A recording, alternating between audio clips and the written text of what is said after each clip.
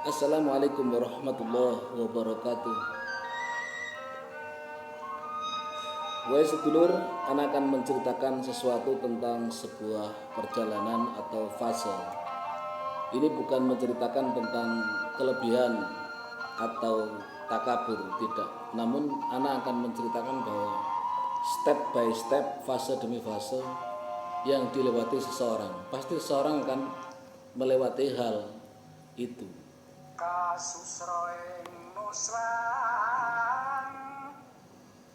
Waktu Ana berusia 12 tahun, wahai sedulur, Ana masih sangat tergila-gila dengan apa yang namanya kanuragan.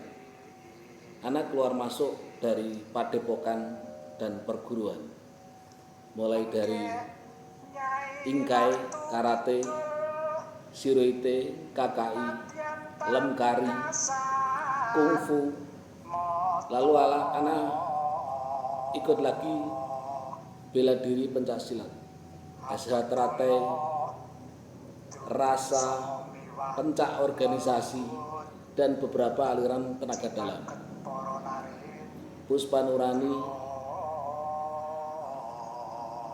Satria Nusantara, BI, Asmaul Hadir, Al Hikmah. Ana menceritakan apa adanya. Waktu itu setiap pelatnas Ana ikut, Gasuko di mana Ana ikut, karena memang masanya demikian.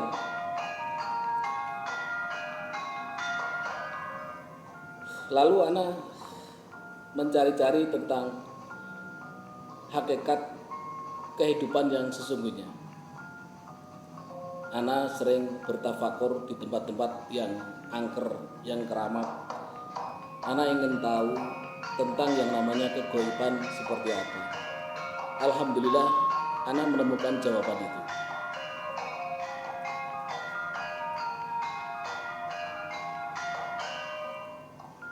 Lalu dunia seperti itu, sepertinya Ana tidak tertarik lagi. Entah kenapa, setelah Ana tahu tentang Nurullah, Nur Ilahiyah, Nur Muhammad, dunia alam kasut, alam nasut yang sifatnya tentang kekuatan dohir, Ana tidak tertarik. Entah kenapa Ana tidak tertarik. Ini Ana menceritakan demikian, tidak harus antum seperti saya ya, karena ini sebuah perjalanan Ana pribadi yang Ana ceritakan. Setelah Ana menemukan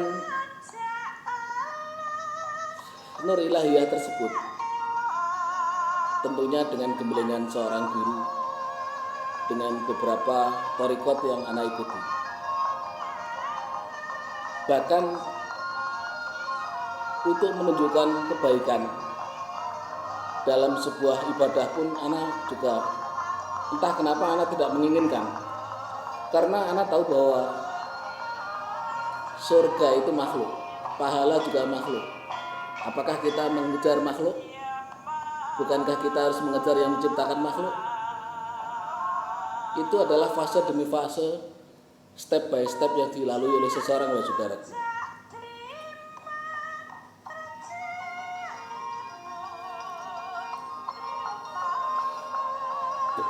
Wahai sedulur, Ana beragama Islam. Namun Ana juga mendalami beberapa agama yang lain.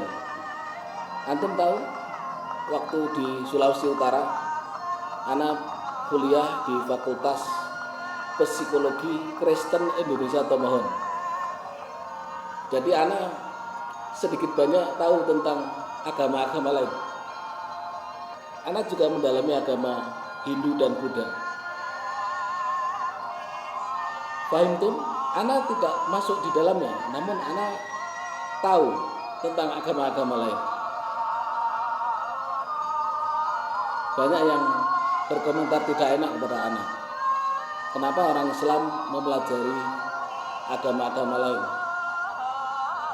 Karena dia tidak menyadari bahwa untuk tidak menyalahkan orang lain, kita harus tahu. Jangan asal cuma tahu di kulitnya, namun kita harus tahu dalam dan isinya, sehingga kita tidak memuji-muji kebaikan dan tidak menyalahkan keburukan. Kenapa?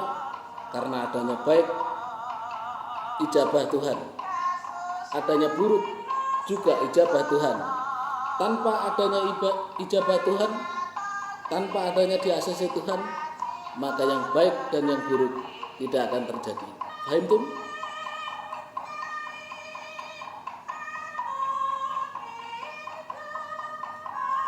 Wahai saudaraku,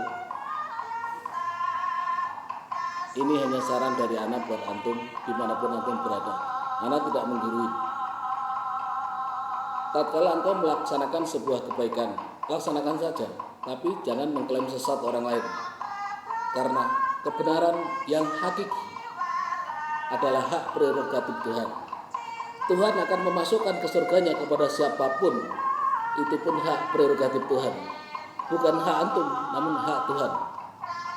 Dan Tuhan ingin mencetak wali-walinya, itu pun hak Tuhan. Kun fayakun, sekedip mata, semenit, jika Tuhan berkehendak, fayakun terjadi dan terjadi. Semoga manfaat. Rahayu semuanya, rahayu. Assalamualaikum warahmatullahi wabarakatuh.